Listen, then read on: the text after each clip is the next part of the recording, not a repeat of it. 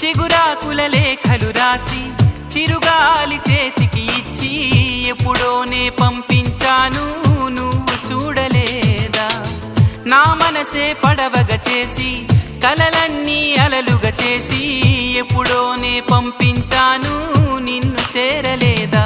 చెప్పాలని అనిపిస్తున్నా నా ఎదుటే నువ్వు కూర్చున్నా మనసులోన మాట నీకు చెప్పలేకపోతున్నా. చెప్పకుండా ఓ క్షణమైనా ఉండలేకపోతున్నా. ఎలా చెప్పనమ్మా నాలోని ప్రేమని, ఎలా చూపనమ్మా నా ప్రేమను అని. అవునని అంటావో మరి కాదని అంటావో, ఏమంటా